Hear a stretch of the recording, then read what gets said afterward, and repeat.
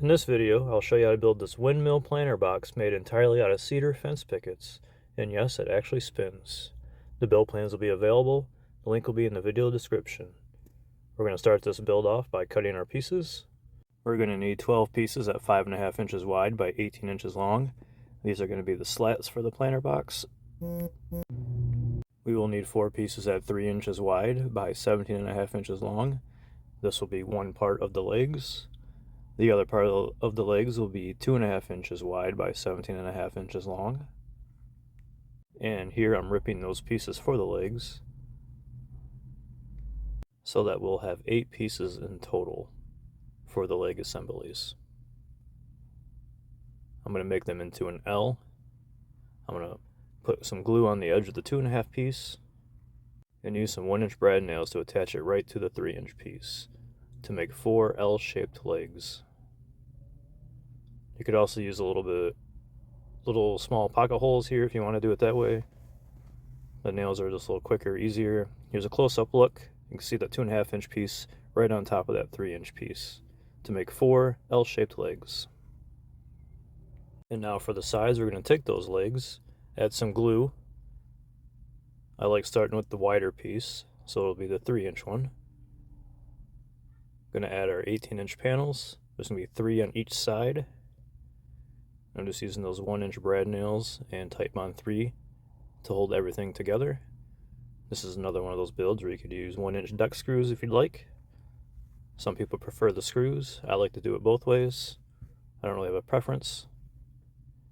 And now for the second side, I'm going to do this the exact same way.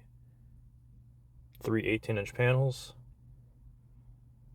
Titebond 3, and 1-inch brad nails. You can see a little bit of overhang at the bottom. That's the bottom of the legs. So now that the 2 sides are done, we're going to add the last 6 slats. Put 3 on each side, the exact same way we did it the other on the sides. Just that Titebond 3 and the 1-inch brads.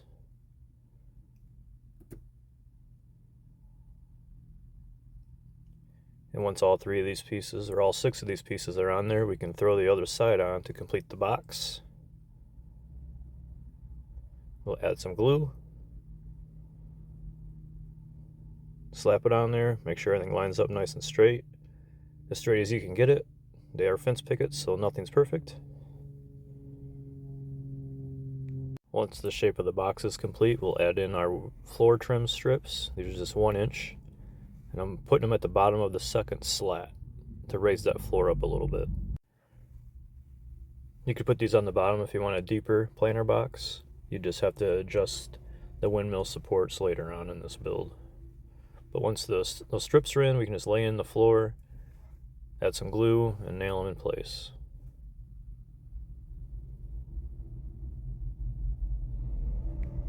Now I'm ripping a 2x4 that's 36 inches long into 1.5 inch strips. And there's going to be 4 of them, 1.5 inches wide by 36 inches long.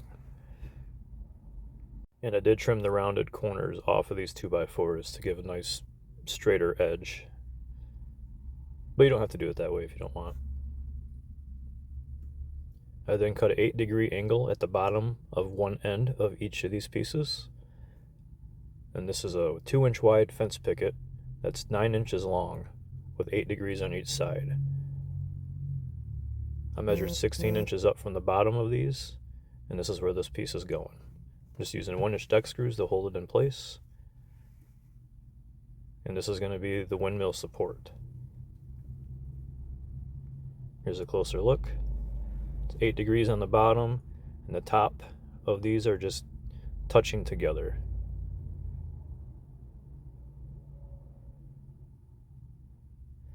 And to install this, I put them in the size of the planter. I measured back about 3 3/8 of an inch, which is like the perfect depth for these to be at. I'm using 1-inch deck screws, or 1.5. No, these are 1-inch deck screws to hold this in. I opted not to glue these in so I could remove them later on if I wanted to. Next, for the box at the top of the windmill, I'm taking this piece, it's 18 3/4. There's actually 2 of them there.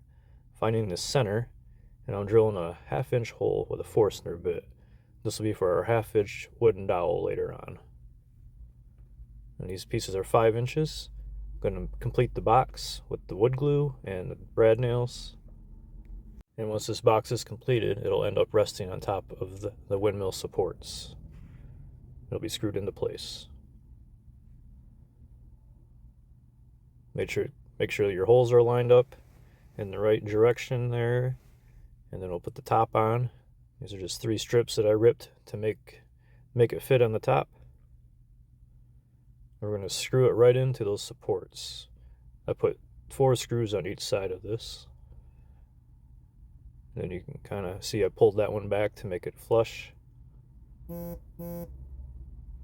we'll add our 4 screws. These are 1.5 inches. And for the X piece that spins, these are 36 inches long, 2 inches wide, with a 45-degree bevel on each side. I'm finding the center of these, adding some glue, lining everything up, and I'm just going to add a couple screws to keep it together for now. And then I'll drill a 1/2 inch Forstner bit hole to match the other holes for that wooden dowel. And now for the blades, there's going to be 8 pieces 1 inch wide by 8 inches long, and then 28 pieces 7 inches long, 1 inch wide.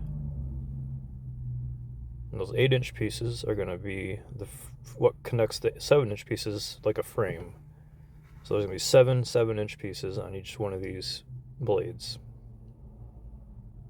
And I'm just kind of eyeballing the spacing here. Nothing's exact. And then we're going to glue it and nail it right to that 45-degree bevel. And when you do this, make sure all your blades are facing the same way. I'm putting them on the right side here on each one. And it's going to be kind of tricky to line up to get perfect. I'm using that Titebond 3 and the 1 inch brad nails to ensure everything's holding together nicely. One last one. That 8 inch piece is going to be resting on the edge of that bevel. That kind of helps you line it up. And then for the wooden dowel, it's just a 1/2 inch, 12 inches long. I'm putting some wax on there, maybe to help lubricate it so it spins a little better. And I'm just going to use a little mallet to hammer it in place. And just like that, we have our little planter box. If you like this video, don't forget to like and subscribe. And thanks for watching.